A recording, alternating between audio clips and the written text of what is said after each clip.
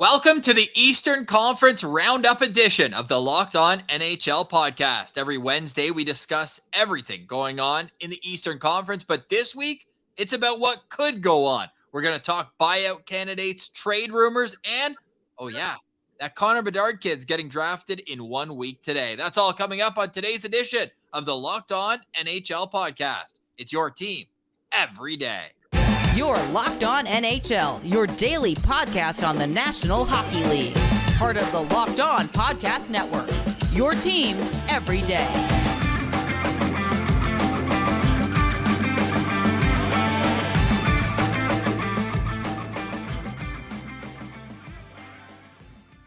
Welcome to another episode of the Locked On NHL podcast, your team every day. Today is Wednesday, June 21st. It's always on Wednesdays, Battle of Ontario edition of the show. I'm Ross Levitan. You can find me 5 days a week over at Locked On Senators. Same goes for my co-host, Mike DiStefano, over at Locked On Maple Leafs. We want to, again, thank everyone for making us your first listen every day and also joining us every day. The road to the NHL draft continues. Local experts on the biggest stories all across the Locked On Podcast Network. And today's episode is brought to you by the FanDuel Sportsbook. The FanDuel Sportsbook is the official sportsbook of Locked On. You can make every moment more. Visit FanDuel.com/Locked On to get started today. Mike, what's going on, buddy? It's been a while. Last week had Gil filling in for me, but now things seem to be heating up in Leafland and all over the National Hockey League. Yeah, lots of stuff going on in the NHL. It's silly season. It's the off season. This is really where the fun is, to be honest with you. It's obviously the Cup final was great, and it was nice to see Vegas roll through there. But now it's time where the news and rumors start to swirl and speculation time, and that's really the fun of this business, I'd say. Oh, it's the best. Like some people would say the offseason is even more fun than in season when we're just talking about the games. I love talking about power plays, pucks in deep, and this and that, but the dramatic aspect of the offseason is to behold. And right now it's the buyout candidates that are really taking center stage and trade rumors in the background. And we know the NHL draft when all the general managers and all the executives are in one place, this year being Nashville, Tennessee. Then things can get crazy. Like we saw that one day right before the draft where Stamkos re-signed, Subban got traded for Weber. And I believe there was one other thing that happened that day. What was it? Taylor Hall and Larson. Thank you. I knew it. One of the best days going. And just you get so fired up for this time of year for so many reasons. This buyout season, though, is just like kind of the amuse-bouche. It's a little appetizer before the main course. We've seen 3 buyouts so far, all in the Western Conference. Oliver Ekman-Larsson, most notably, he's going to be getting paid for 10 years now, seems like, and he'll get another contract somewhere else. But in the East, is there anyone who you think needs to be bought out? Yeah, I think there's a few guys. Like if you look around the Eastern Conference and you take a look at the cap-friendly page, you'll see some teams. There's not a whole lot of cap space going into next season. So that's kind of where you start looking, okay, where can they try and get cap space? I mean, obviously, if they could find takers for guys with these contracts, they'll try to trade them if it doesn't cost them a large asset to do so. But most of them, you're going to have to go to a buyout. And, a team that I'm kind of looking at right now is the Boston Bruins. Like, there's not a whole lot of cap space that they have available, but they only have, what do they have right now? 4 million, project 5-ish million that they're supposed to have in cap space, but they only have 15 players under contract, and that's not including potentially Patrice Bergeron or a Krejci.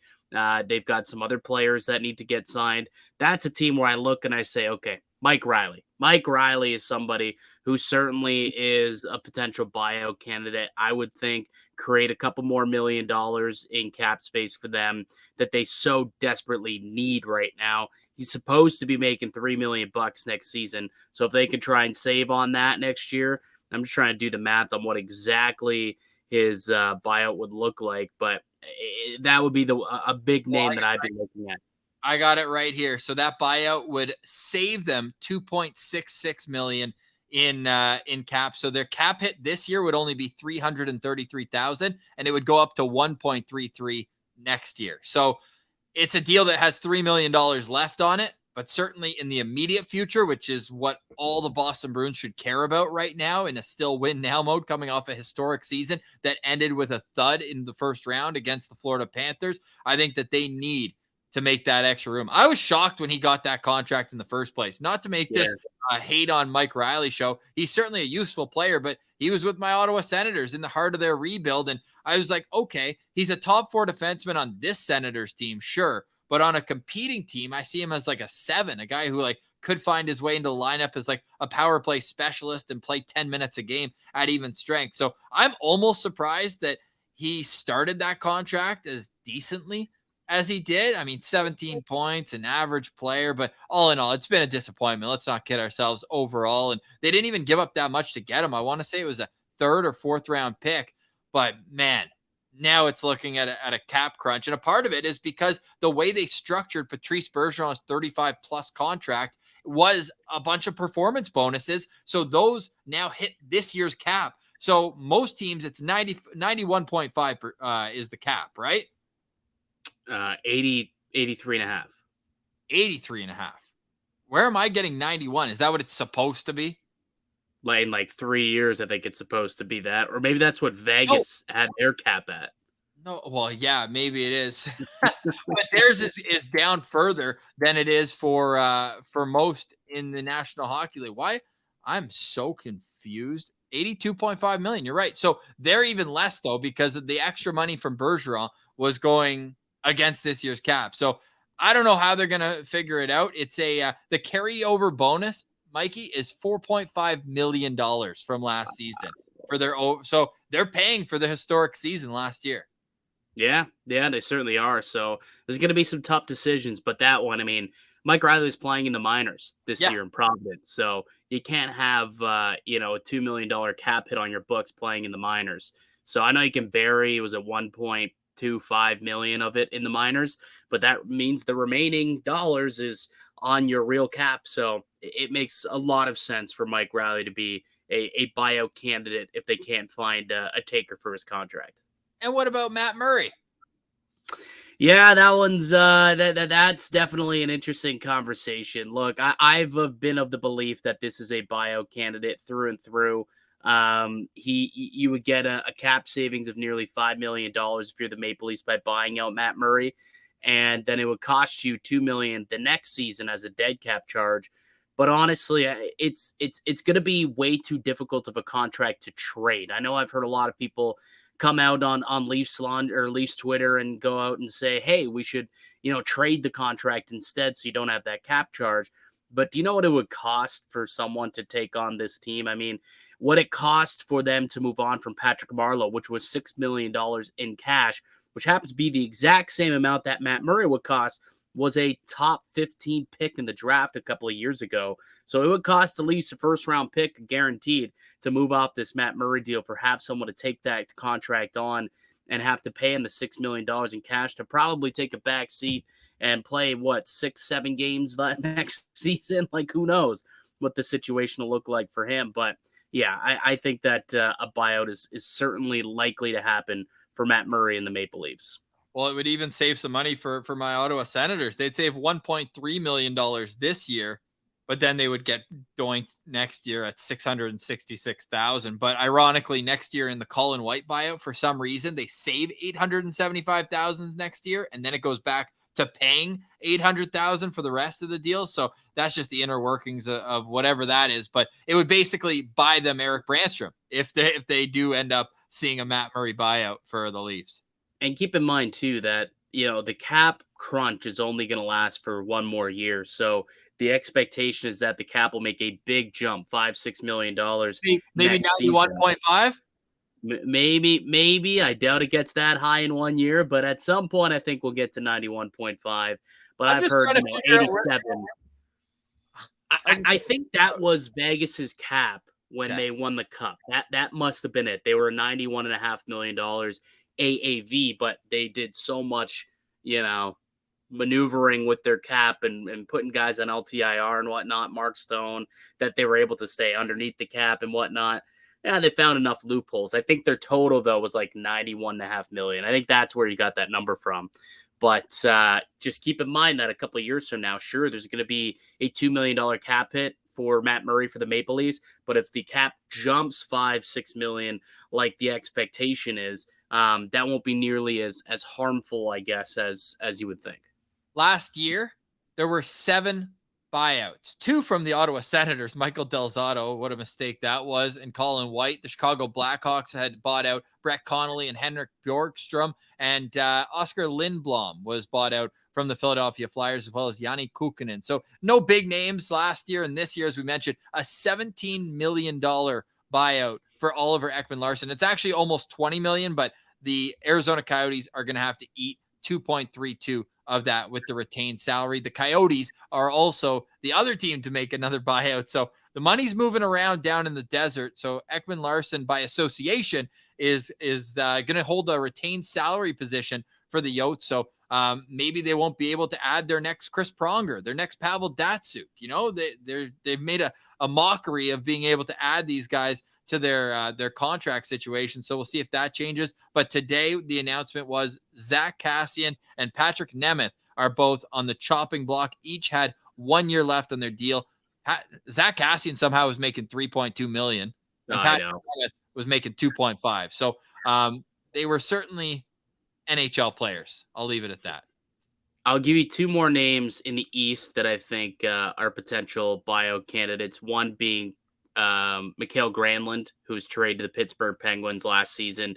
He was awful once he got to Pittsburgh, and with new management in the fold, you know, maybe they want to open up some cap space. They got to sign a goaltender and get some more youth into that team. I think so. That is a way that they could create some cap space for old Kyle Dubas to do some work. And another one that I've kind of heard, which would be interesting, is Anthony Mantha of the Washington Capitals. Like, they gave up so much to get him, like Verana plus picks, and it was a crazy trade at the time. That was kind of the first, Jedi Yzerman move we saw in Detroit, and it just hasn't worked out for Mantha in Washington. He hasn't been able to stay healthy, and if they're a team that wants to try and keep going at it with this Ovechkin, Backstrom, Carlson core, they're going to need to open up some cap space as well. And a potential way to do that is to move off of Anthony Mantha, who's making a decent chunk of change. So that's another name that I've kind of seen thrown out there as a buyout candidate.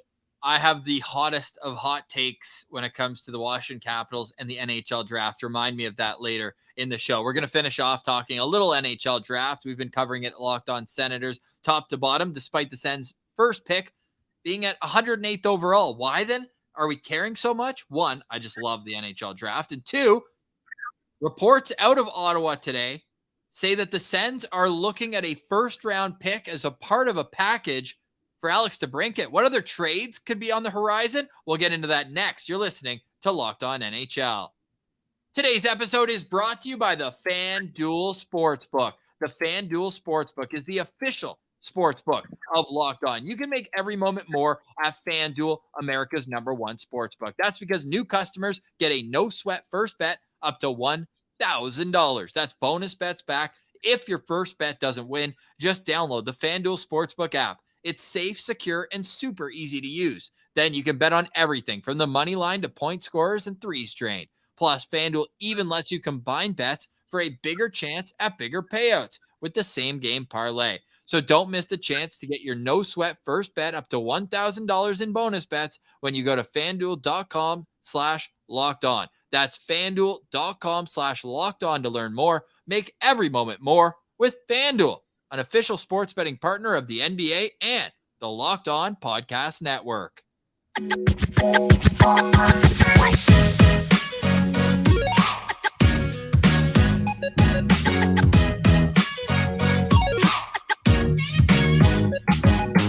All right, you are listening to Locked On NHL. We're a part of the Locked On Podcast Network, your team every day. And I say this all the time, but this is the time of year that you have to be dialed in and subscribe to every Locked On show because it's local experts on the biggest story. So if the Washington Capitals do what I think they could do at the draft, you're going to want to go check out Locked On Capitals. If you want to learn or hear about the Vegas parade, complete gong show. Go check out Locked On Vegas Golden Knights. You're never too far away from all the information in bite-sized packages. All episodes around 30 minutes long. So go subscribe to all your favorite Locked On shows on YouTube and wherever you get your podcast. Shout out to the everydayers out there that make us their first listen each and every single day. So trade season is here. I'm not a homer by saying that Alex DeBrincat's the biggest name on the trade market right now, am I? No, I think it depends if you think one of the core 4 players of the Maple Leafs is going to get dealt. I mean, I would put Mitch Marner or William Nylander ahead of DeBrincat, but he certainly is, if you are excluding those guys, which kind of sounds like they don't want to trade them. Yeah, I think DeBrincat's certainly the next best name out there.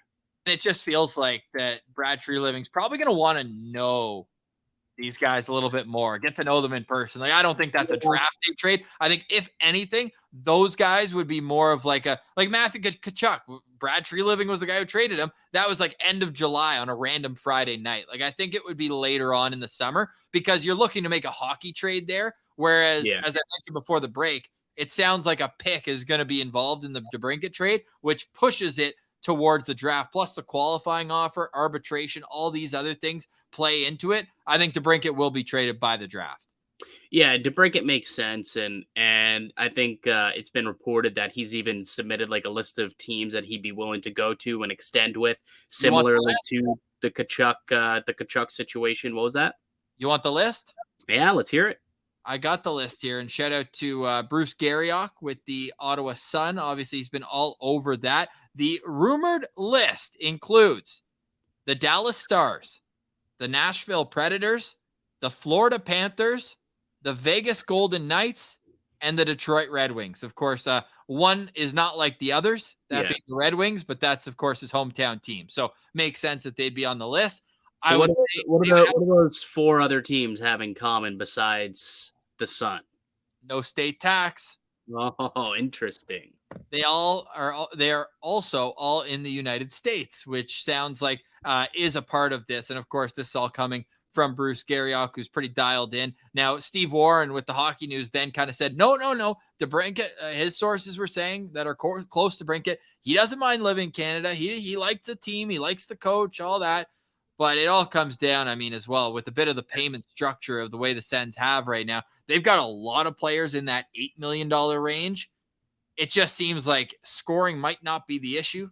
You could almost replace DeBrincat's offense with Josh Norris, who's coming back from injury. And they really has nothing in goal right now. Like, you need a goalie. You need a goalie. So which is so funny. I mean, not to dog on Eugene Melnyk, RIP, soon to be former family owner, I guess, of the Ottawa Senators. But do you remember the comment that he made about the Maple Leafs rebuild way back in the day?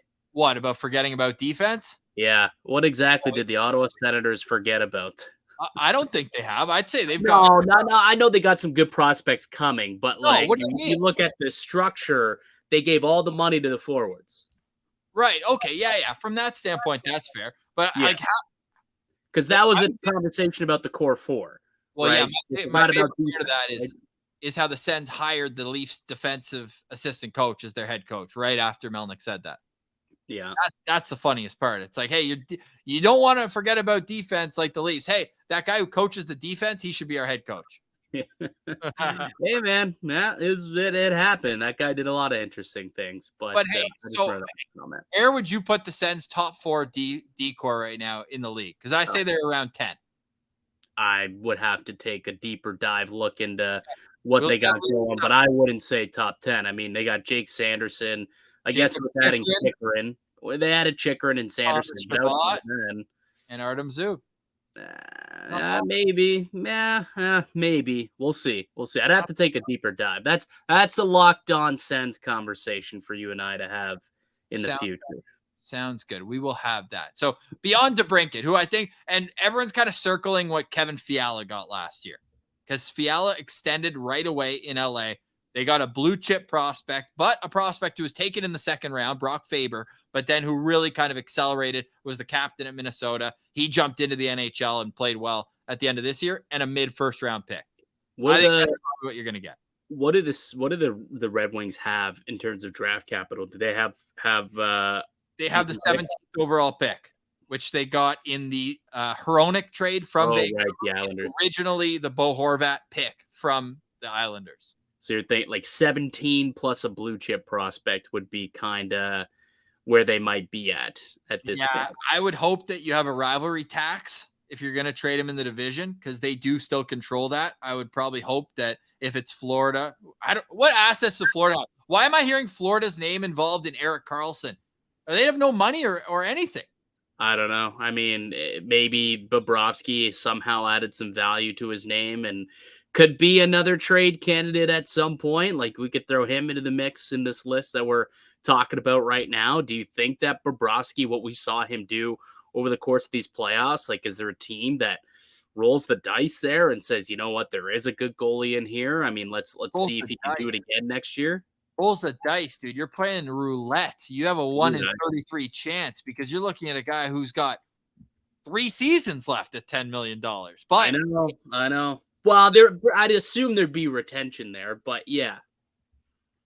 Full no movement right now, modified no trade clause starting next year. So maybe that's when. And then his salary dips. I mean, the cap is still atrocious, but you're only giving him 6.5 and 6 in real money in the last 2 years, the deal. Still $10 million this year. However, $5 million will be paid out on July 1st as a signing bonus. So that's an interesting one. Hey, before we move off trade candidates, because I didn't want to hijack this and make it a Senators segment, even though DeBrincat is probably the most imminent and the biggest name on the move. The Philadelphia Flyers just unveiled their new jerseys. They look sharp. They've got the long sleeve now like they did before, like the long stripe down the sleeve, looking like Dave Poulin's going to come out in Cooperalls and rip around out there. That's kind of the era that we're going for, right before, Eric Lindros, all that.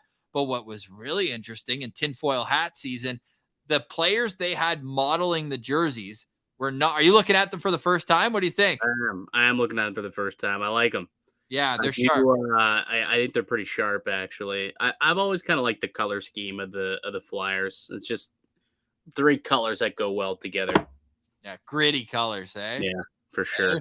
So it was Joel Farabee, Travis Sanheim, and Nicolas Deslauriers were the 3 guys modeling the jerseys. Are you reading between the lines here? I know that Scott Laughton's name has been in the trade rumor mill. There's no question about that. Carter Hart as well. But Travis Konechny is kind of the X factor in all this because he's probably the most valuable of those 3 players. Well, what about Kevin Hayes, too? No Kevin Hayes involved in there. He's the one who's making some decent money. Yeah, I think this is going to be one of the more busy teams this offseason. Like, I said this literally a year ago, and I turned out to be correct. Not to pat myself on the back too much, but I said Philly's going through the exact same thing. Last year, I said this, going through the exact same offseason that Chicago did the year before. Remember Chicago? They traded for Seth Jones, trying to keep that team alive for a little bit, and they made a couple other signings and moves to see if they could try and keep at it, and they just didn't. And eventually this year they said, okay, we suck. Last year they decided to tear it down, trade all their guys. They were trading 4 players, picking up picks and prospects, and now they're completely gutted and rebuild. I think that this year is the realization for the Philadelphia Flyers. Okay, we suck. We gotta do this full gut rebuild. Laughton, see what we can get for him. Konechny, maybe even Carter Hart has been out there. Kevin Hayes is making a lot of money. See if there's some interest in a guy like that. They already traded away Ivan Provorov. Like, I think that the Philadelphia Flyers might be one of the most busiest teams this offseason when it comes to trade movement. I truly believe it. I think there's some other guys that potentially could be on the move there that we haven't even thought about. But I think that Philly is definitely a team to watch when we're talking about trades within the NHL. And it's hard to predict how exactly they're going to move. We know they got picks and a decent prospect, actually, in that trade, Heliot Grands, in the Provorov 3-way trade. But with Daniel Briere and Keith Jones at the helm now, it's just a different vibe around that team. The one thing's for sure, Torts definitely has his say in this, and he'll have his fingerprints on whatever moves are made. But I think it's going to be really interesting because I think Briere, obviously, he knows what it's like to be kind of an undersized player in the league, and he's seen that they can have success. And that's something that I feel like the Flyers kind of shied away from in the past. They always want that big rugged mentality, and not that they've completely gone away from it even recently, but I'm curious to see how Daniel Briere is going to put his fingerprints on this team as well, because there's certainly a few pieces that they should get some value back for. Oh, absolutely. It would go against the grain of what many people thought, what would be considered the copycat after Vegas wins the Stanley Cup. If he goes against the grain and goes a little smaller, that's not what I anticipate. I expect for teams to try and beef up a little bit, not obviously go out and get goons. Like, I don't think that Zach Cassian's going to be, getting multiple suitors at big money, big term deals or anything. But I think that he's the type of guy who probably will, latch on to some teams and some other players who can still play. They got some skill, but they also got jam, some speed, and, are just a little bit of a bigger body that can lean on dudes and withstand playoff hockey. Let us know in the comments, who do you like from the Philadelphia Flyers for your team? Who are you calling them and saying, let's get a deal done right now? Coming up next, let's talk some NHL draft quickly, because the next time Mike and I talk on Locked On NHL next Wednesday, it will be draft day. So we're going to make sure we record on Tuesday for you, have that in nice and early on Wednesday morning, get you all the latest rumors. And Mike, my favorite part of the draft is how all the teams get there like 3 or 4 days before. And the biggest rumors are who's taking who out for dinner. That's my favorite. It's like, oh, they're going to draft. They took him out for dinner. They bought him that steak. He ordered it medium rare. He could be a pick. Yeah, I mean, like the rumors that go on the 3 days prior to the draft are just insane, absolutely insane. So we'll learn a little bit, I suppose, and we'll be able to chat a little bit about that. But it's gonna be a fun draft. Like, I think there's gonna be a lot of player movement, a lot of trade movement, and I think the draft is one of the best places to do that. Kind of, it's the kickoff to the off season, and I think it's gonna be a busy one. So I'm excited for that. That's for sure. Let's get to that conversation next. You're listening to Locked On NHL.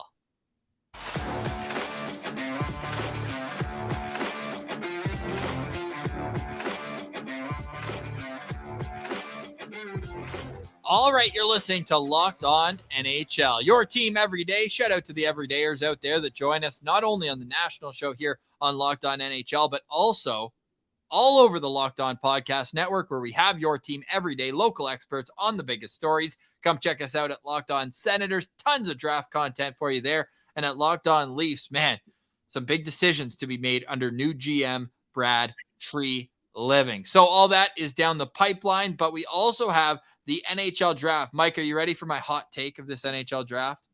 I am. Is it the one that you kind of teased a little earlier? Because I feel like I know where you're going with that, but I am excited to hear. No, let's play trivia time. What, or guessing game. What do you think I'm going for?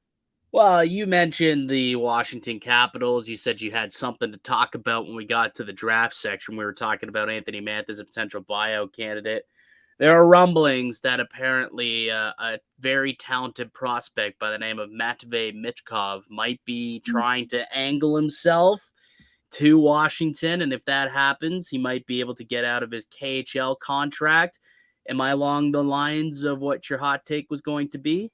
Ding, ding, ding, ding, ding. And I thought I was completely crazy, but I've talked to 2 people now who have more inside contacts than I. Let's put it at least lightly that way. And they say that is not a surprise at all. And that if Matvei Michkov is drafted to the Washington Capitals, they almost guarantee he will be in their opening night lineup next season, but maybe even this year.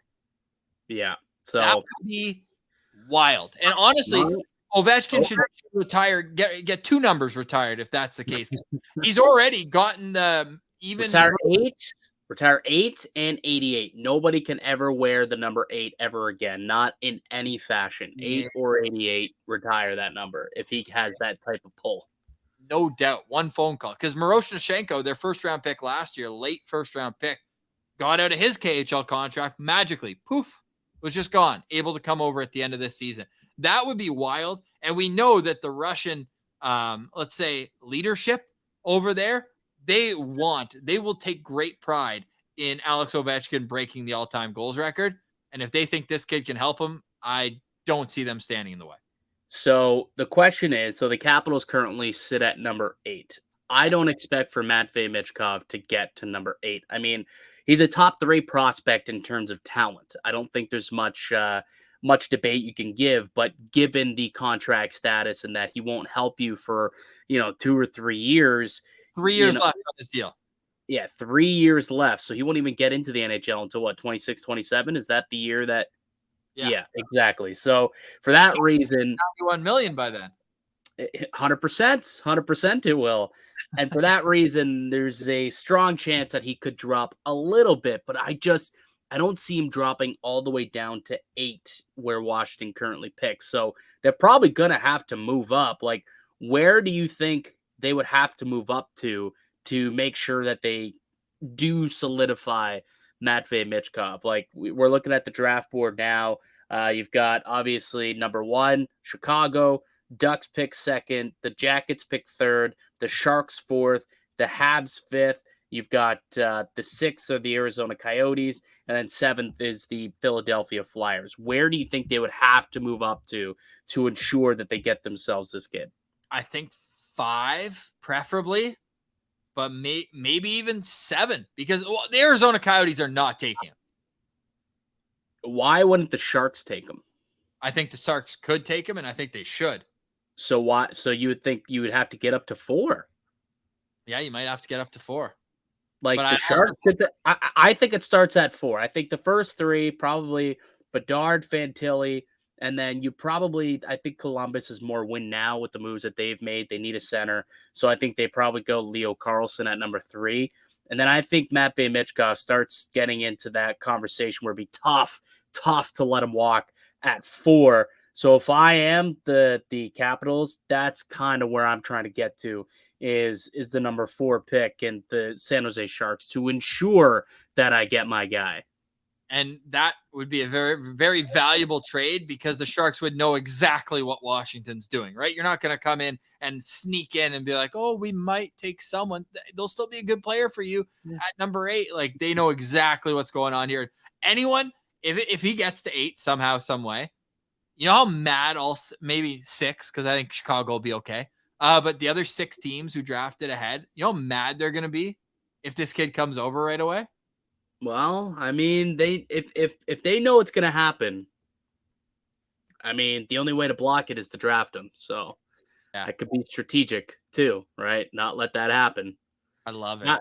I could see any of those teams realistically from 4 through 7 drafting him. So yeah, if I was Washington and if I had the assurance, you would have to have 100% assurance that this could happen before you make that type of move. Well, maybe not. I mean, he would also be like a really, really good, okay, Ovechkin, he's done, retired. Now we go into Matvei Michkov in 3 years. That'd be, a decent little passing of the torch by Russian to Russian. But for sure, I would think that you'd have to move up to get it done. Oh, it's going to be so much fun. The old saying, I know Elliot Friedman says it all the time on 32 Thoughts. He got it from Isaiah Thomas, is that never believe anything around draft time because everybody is throwing smoke screens. Everyone's trying to distract, but that one just makes too much sense in my pea brain. So it's probably already been thought out and figured out how to be blocked. But the top end of this draft, like after number 1, like even after number 1, it's complete crapshoot because you're hearing that Anaheim's listening to offers for number 2. And it's going to be awesome. And we're lucky to have local experts on every single market. They've got the pulse. We got the mock drafts coming out. Locked On Senators, we got a mock draft with special guests that's going to be about 5 hours long, that in the description, I'm going to have each pick and each player so you can jump through however you want. But we had fun with that. It caught storm on the algorithm last year. So I'm all in for the draft this year and cannot wait to see not only Bedard. My other hot take that would be so cool that I don't think is going to happen, but would be so cool, is if Chicago used their 19th pick and traded whatever else it took to move up and get Bedard and Michkov would be crazy. But I don't think it's likely at all. But lots of teams have first round picks. The Leafs as well. Hey, you guys moved into the first still with that Washington trade for Rasmus Sandin. So you guys will be all over that. And hey, it's gonna be a great night. Take a subscription for free for Locked On NHL, because we're gonna have a clipping stations on draft night. Right when a team makes the pick, we come in there, bang, video comes up right away for you. An immediate reaction on each pick in the first round of the NHL draft. Next time we chat with you will be draft day. Mike, any final thoughts before we go? Just looking. FanDuel also has odds on the draft. You can bet on the draft as well. Currently, Fantilli is the odds-on favorite to go number 2 at minus 650. Carlson, odds-on favorite to go number 3rd overall at minus 170, and then it opens up after that at number 4. So Matvei Michkov is plus 320. He's the 3rd option to go number 4th overall, potentially at the number 4 overall selection. So if you want to make some wagers on the draft, you can also do that from our friends over at FanDuel. So go check them out at FanDuel. It's the official sports book of Locked On. For today, we say goodbye. Go check out Mike at Locked On Leafs for more. You can check us out at Locked On Senators. But for today, we say goodbye as we pass the torch to Chris and Adam for Power Rankings on Thursday, every Thursday on Locked On NHL. We're a part of the Locked On Podcast Network, your team every day.